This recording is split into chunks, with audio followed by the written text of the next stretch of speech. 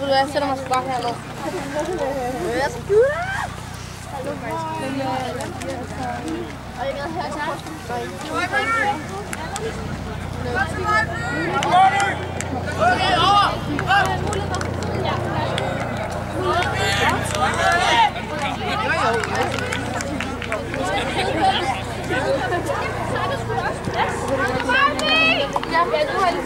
Stiller mig altså lige herovre.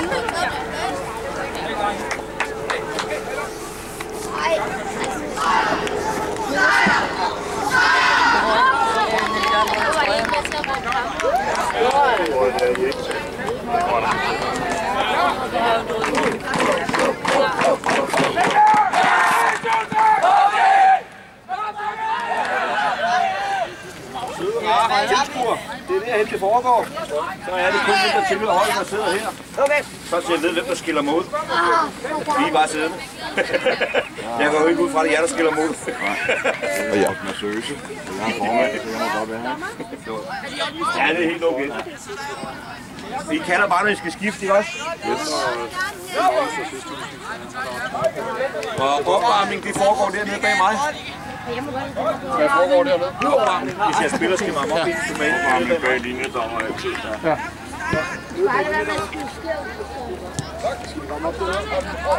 Kommer altid op bag linjedommer. Det er også ikke store fængsel. De kommer op bag mig. Fordi du skal varme op bag linjedommeren, så skal du varme op der, så kan linjedommeren ikke se linjen. Ja. Okay, han løber primært på den her halvdel. Han må kun løbe på den her halvdel. Okay. Der er en anden linje, der har den her halvdel der. Dreng. Nej. Hvad laver I derinde? Jeg var heller ikke klar. Hvad skete der der? Kom så, Vejby!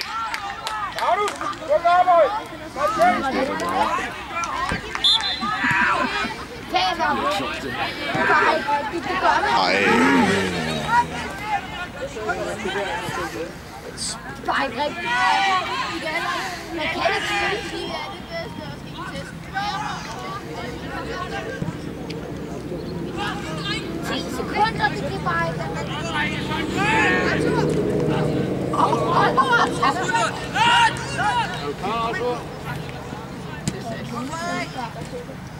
Kom igen, Lord!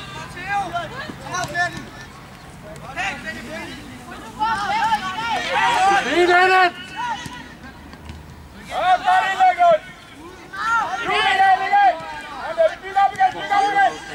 Det kan bare ikke være rigtigt.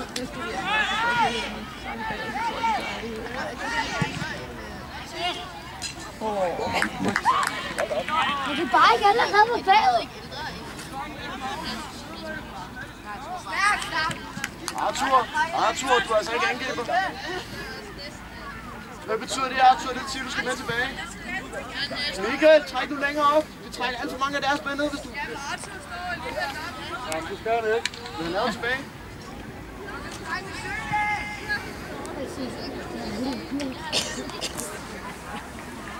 Det er en dårlig start. Godt prøv! Bare lille ryg. Godt, Michael! Ja, kom igen. Dæk en mand! Ja. Arthur, kom nu på den der. Morgan!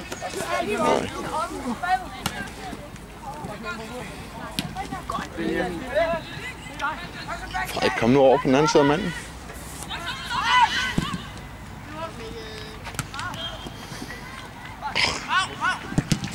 Og Benja. Det er godt, Vejby!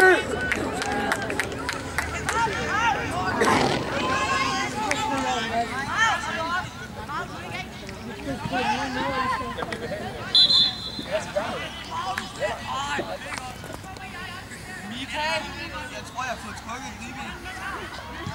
Okay. Det var meget hurtigt konkluderet. Jeg tror, det var man løb sammen med før. Så kan han altså ikke trække op. Jeg tænker også. Jeg er ikke sikker på.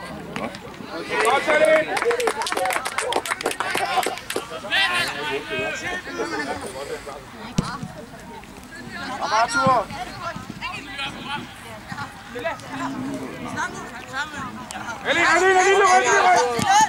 Der var der sådan her.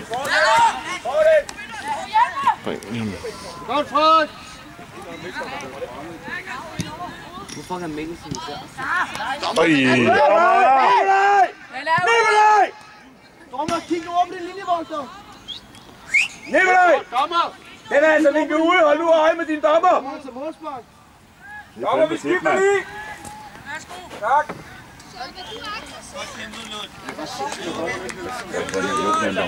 Han kan også lave fejl. Det kan vi ham også. Linjedommeren skilser. Jeg synes ikke, det godt forstå, men det er ikke første gang, vi går vores vej, det her. Ej, de der lave udspark. Ja, Ja, fandme godt skud bortset for det. God afslutning, det er du lægger af. Vi spiller bold videre. Ja. Få nogle redninger ind. Og spark ikke ind. Kom. Super, Arthur. Dejligt, Jakob. Og lyd på. Hvorfor er det Arthur, der skubber op der?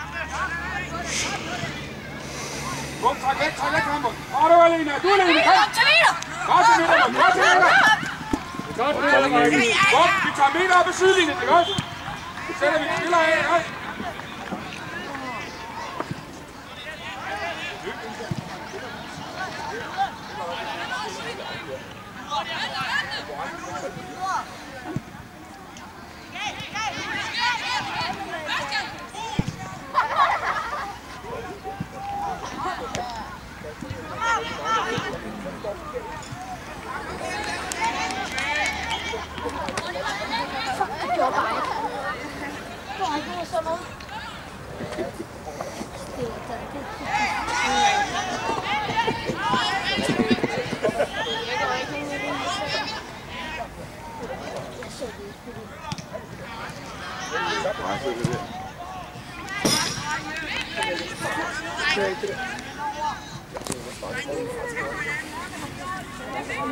Det er også typisk.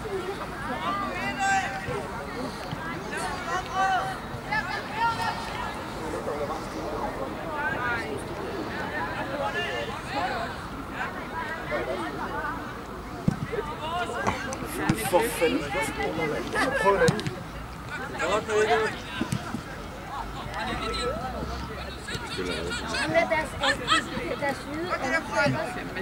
Godt, Arthur!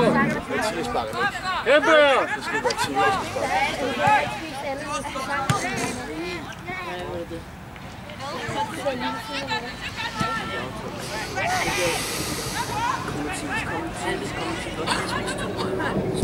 Og Mathias!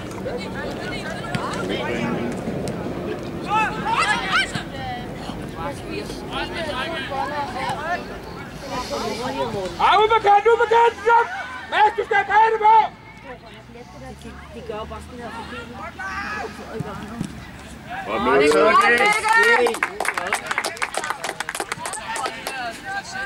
Midtbane! Theo! Arthur og Forster, kom ind og sæt jer igennem! Kanten er trukket ind, så kan vi ikke spille fast. Så kan jeg nødt til at fortsætte. Nå, så du kan fortælle til kanten, at når vi angriber, så skal vi bane på kanten, så vi bare kan hernede. Vi ved det. Det motiverer mig lige til at sige det. Jeg så får noget at slappe af.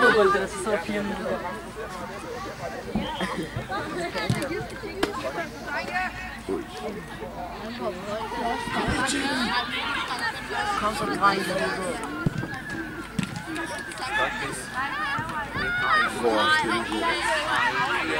Yes.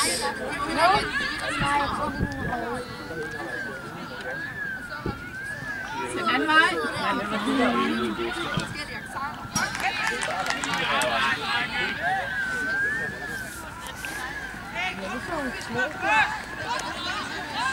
Borg! Vi skal have lyd på den, ikke også? Vi har mere lyd på, lidt mere snak sammen, ikke også? Vi løber stadig de forkerte ruter.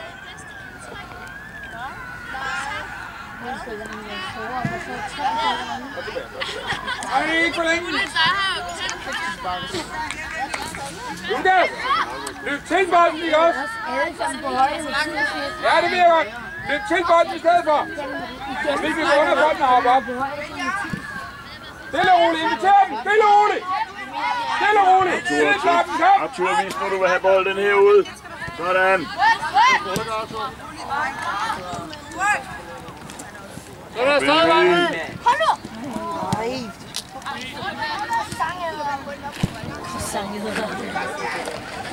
Gæk for helvede!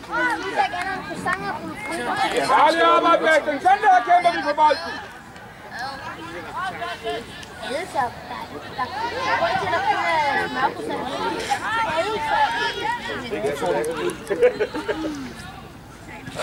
Kom, vendespillet, vendespillet! Kom op, bredde på, bredde på. Nu lægger op og læg pres på den. Den har du, Arthur. Den er sgu langt helt lortet. Flaget leveret der linjedammer for det øjeblik, den bliver snittet ud. Der er en 5 meter fra. Og en morgen dernede.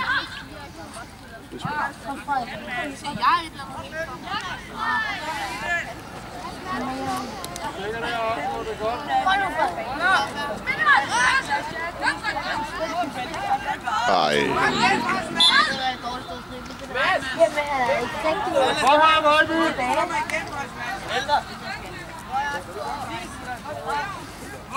Der skal du skubbe op. Mads, du er nede bag dig. Åh, den løb, Benja.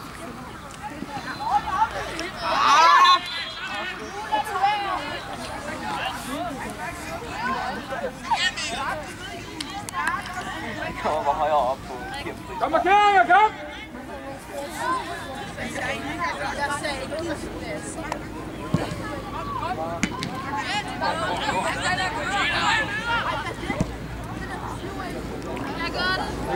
Kom væk til forreste!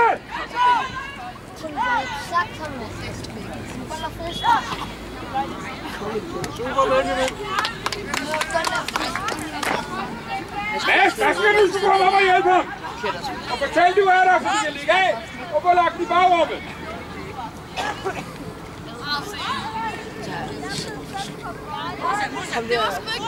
Godt, godt, stå!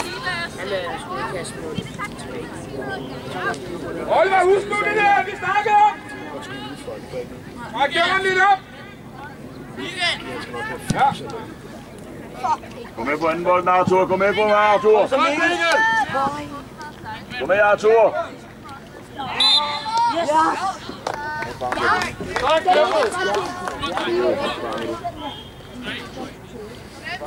Kom med selv om! Theo kan ikke spare. Er det bare der, så Benjamin op der? Benja! Frederik, skal gå lidt mere til stålet. Skal gå lidt mere til stålet. Frederik, du skal helt op i ryggen af ham. Frederik, du skal helt op i ryggen af ham. Det er udmærket! Træk hjem igen!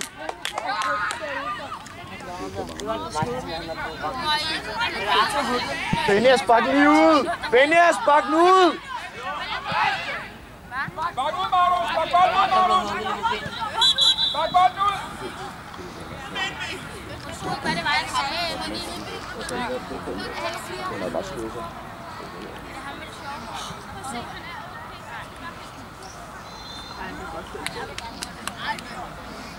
Kommer han bare. nej, og så går han helt ud af flæsten.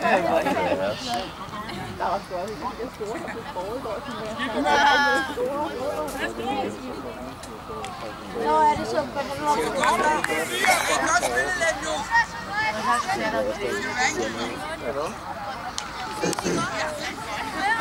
har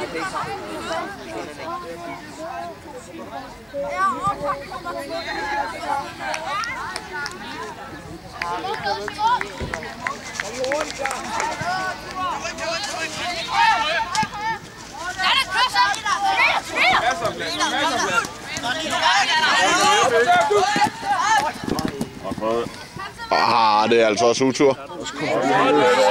Hvad siger du? Det er fordi, han er insisterende i det løb, han laver. Han har givet op på dem, så han får ikke noget. Mads, husk nu, vi skal have fat i de bolde, ikke også? Vi løber væk fra dem.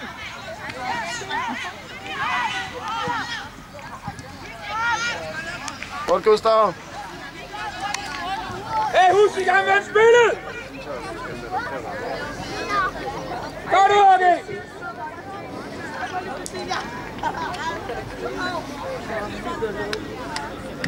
Jeg siger 10. 14. Jeg har aldrig oplevet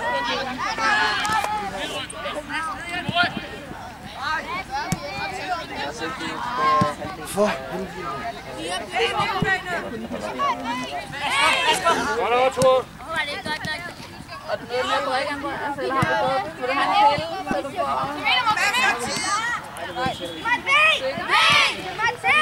Sådan, Frederik. Kom over, giv lidt mere fart i afleveringerne, ikke? Det er afsted. Helt vejen, Arthur, helt vejen, Arthur.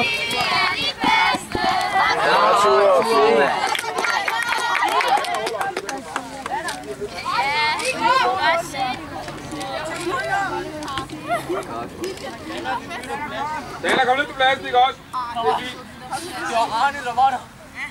Var det Arne, der kom der? Gør det rigtig godt, Balke. Balke mod.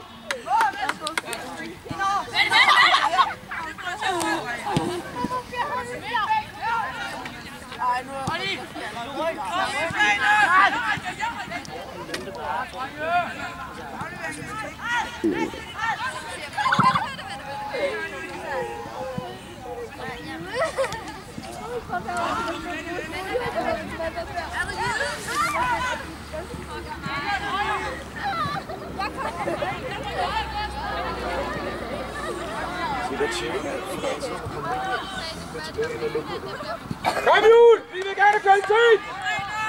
Og vende!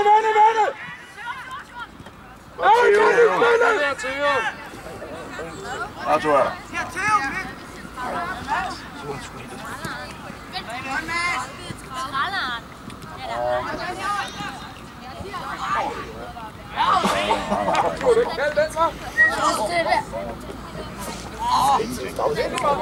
Ja, men jeg styrer det. Så er der snart fanget dommeren det. Ja, det er rigtigt. Det var du ret i. De fleste andre dommer har nok været der dømt. Moral! Vend spillet, ikke også? Vi spiller bare bagsiden, ikke også?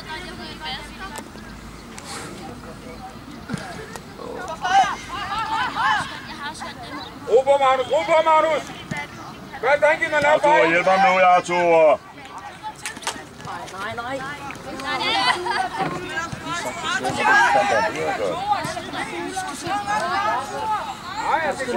Rigtig Mikkel! Rigtig!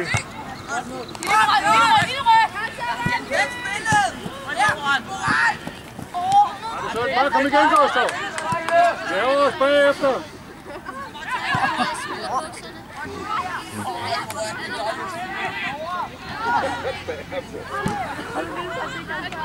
Godt, Mikkel!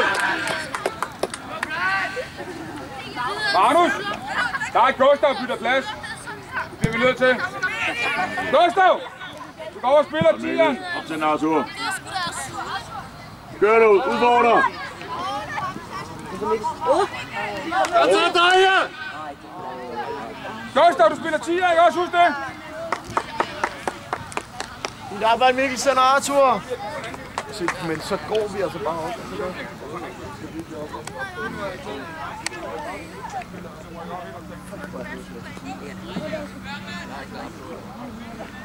Arthur, kom ind i feltet. Kom ind i feltet.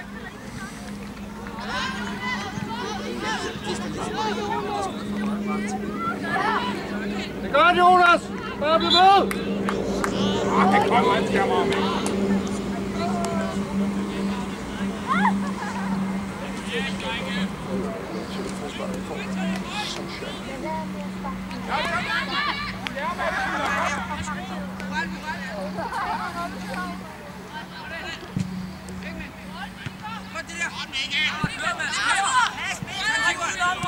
Godt til dig, Arthur. Bare ud.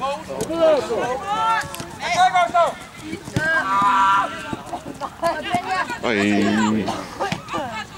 Ikke ind igen. Gustav, ind ind, Arthur. Der er 5 spillere, der vil ind.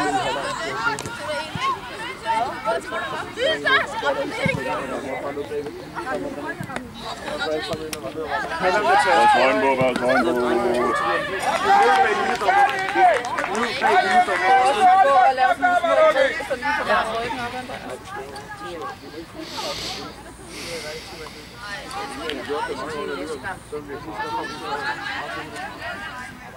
Nej, minut.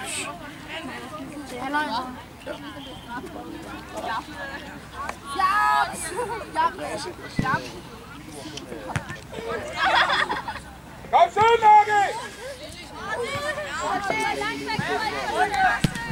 Og Benji.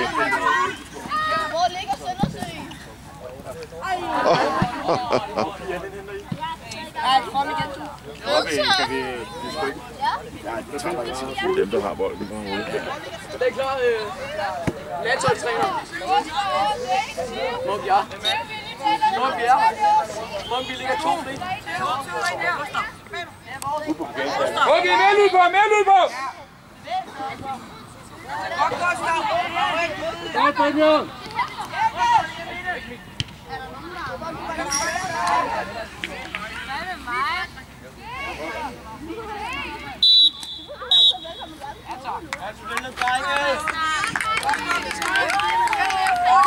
Det er da meget bedre.